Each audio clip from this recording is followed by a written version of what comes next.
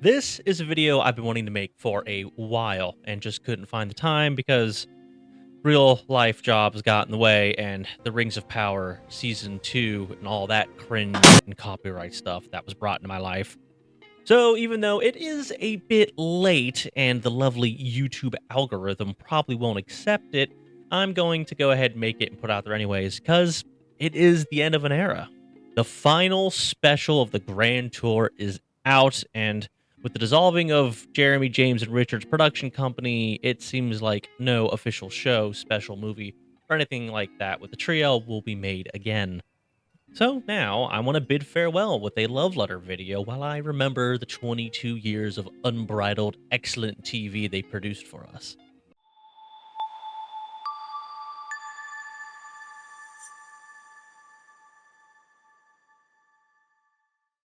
This is not supposed to be a review of the last Grand Tour special, although I did think it was a great final special. They did a great job paying homage to a bunch of iconic moments while also being a little fresh and doing exactly what people love them to do. The only thing really missing was a prank where James or Richard end up shouting, Clarkson! Clarkson! Where's my roof? It was a better end than most TV shows have now. And while I am very sad it's over, I am satisfied. But again, this is not a full review of the final special. This is more of a quickly rumbling through a love letter to the trio and their Top Gear and Grand Tour days. That will hopefully get a very slim of you out there that haven't seen or heard of them to maybe jumping on the bandwagon, admittedly a little too late. For 22 years, the famous Petrolhead trio made TV together. Their chemistry of both love and unwavering annoyance to each other this day has been unmatched. A lesson that the BBC took a while to learn with its regular changing of Top Gear host and inevitable cancellation of the show after the boys left. Ow! And if the rumors of Amazon wanting to replace them and continue the Grand Tour are true, then they will learn this lesson too. Because theirs is the chemistry that just can't be fabricated or matched. Jeremy, the loud, headstrong blubberer of stereotypical insults and insane theories. Because this is a hard job, and I'm not just saying this to win favour with lorry drivers, it's a hard job. Change gear, change gear, change gear, check your mirrors, murder a prostitute, change gear, murder, check your... That's a lot of effort in a day. Hammond, the little accident-prone, quick-witted secret American with bleached teeth. Saddam Hussein, we've now got to go and get his sons. Uday. And the other one, what's his other son called? Edgar. And James, the man born a stereotypical OCD British man in his 50s that just wants to be comfortable and occasionally smoke a joint. Yeah, it's easier, actually, because you're not being filmed. So you can have a joint. No, sorry. Of course, there is so much more to their real lives and even their on-screen personas that those little descriptions just don't cover. But nonetheless, when you get these three together, you are bound to be entertained by something. And even though Top Gear and the Grand Tour were car shows and did a lot of car reviews and tests, there was also plenty that non-petrol heads could enjoy. From the banter brought on by the news, the cheap car challenges, the convert a car to something challenges, star in a reasonably priced car, Jeremy versus public transport, stunts, games, explosions, achievements, specials, and so much more. There's something for everyone, and you don't need to know the difference between a V8 with a flat plane crank and one without. Fixed? Right, let's go. Come on. Coffee good? Yeah, it was lovely. It's delicious. Good. Because a lot of the news segments and the specials proved, at least to me, that I can watch these three men bicker about anything and have a smile on my face. And even though I'm not much of a car guy myself, I have learned a lot from the trio and have cars I would personally like to experience, like an Alfa Romeo. I also now know to keep my eye on my silverware and paintings whenever I have someone over to the house who drives a Jag. You can go and stay with people for the weekend. Help yourself to all their belongings. And no one will mind, because you have a Jag. But you will also learn so much more than just about cars. You might learn about a boat and the occasional bike as well. But even more, You learn about countries and places when they travel to do these specials or other smaller films. And usually they present them in a different way than is typically shown on other movies or mainstream media, and they'll have some comedy mixed in as well. How much is this? $22. 25. And here, because you're a nice chap, Yeah. keep it.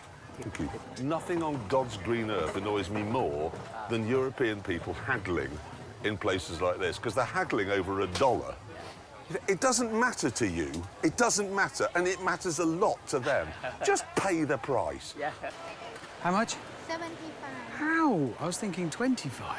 And some of that comedy is admittedly scripted. Oh my God.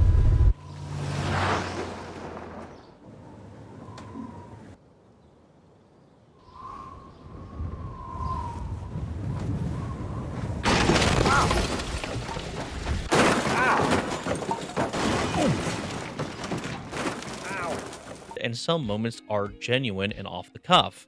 I don't mind the scripted parts because they well work for the show, and the cheesy lack of acting ability from these three is again just part of the charm. They eventually just make it bigger and more ridiculous, and them taking the over-the-top scripted disaster seriously is just another layer to the joke. Another thing that may have been staged, but is still extremely impressive, is many of the accomplishments of the team, like driving across the salt pans of Botswana, going to the North Pole in a car, discovering the source of the River Nile, and building a bridge over the river. We'll just say over the River Kwai, like it was totally supposed to be. It doesn't matter to me how much the crew might have helped out, or if things were pre-built, planned out, professional crews brought in, any of these things. These three seemingly always have been middle-aged from the beginning men were there the entire time, and they did plenty to contribute. They actually drove the cars long distances. They drove them over unstable ground and structures. They genuinely could have discovered the actual source of the Nile, and they were actually the first people to stand at the North Pole after getting there in a truck. Hammond, Yes, we're at the North Pole. you've done it.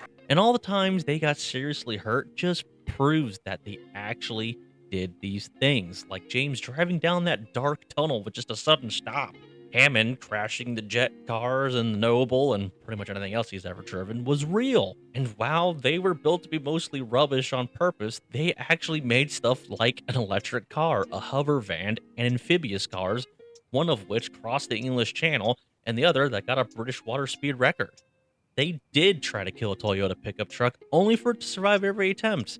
And even though the boys were flown to safety while in Argentina, the crew were genuinely attacked and the danger of the mob was real.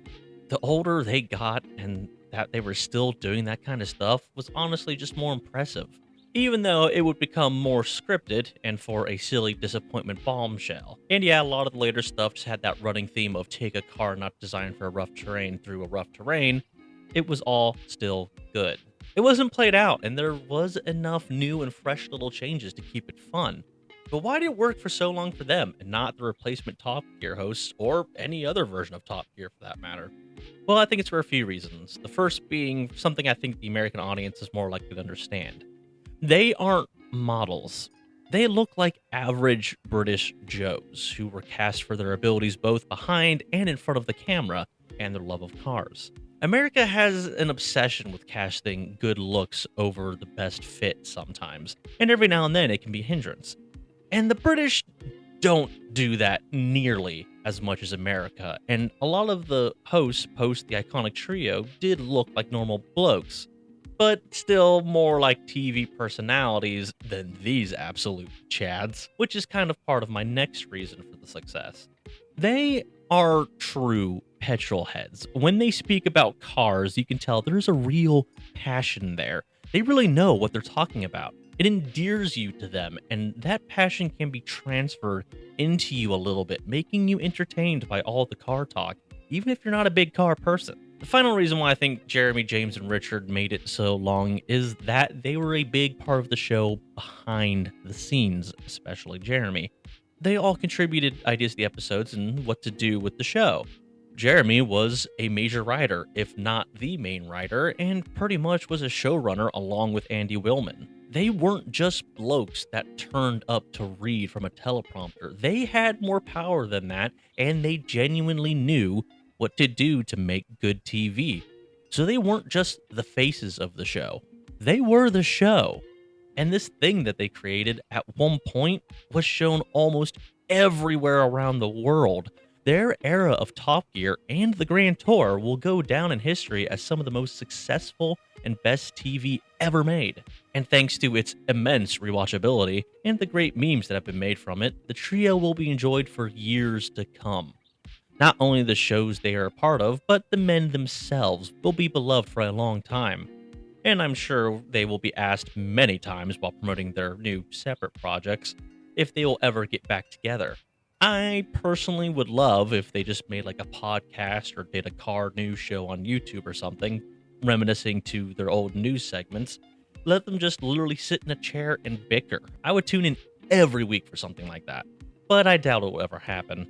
Lightning was trapped in a bottle, and now the cork has been removed, and the lightning is free, never to strike the same place again. So I'll just watch Clarkson's Farm as long as it's made, and I might try James's Your Man In series, as well as Richard's The Smallest Cog show.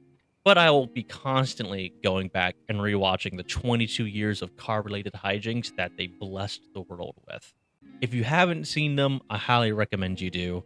You will not regret it. And if you are big fans of them and their shows, you are men of culture, and there's only last thing left for me to say, and that's thank you, Jeremy, James, and Richard, for everything. You have been the most reliable creators of entertainment for me for so long, and I will always be grateful.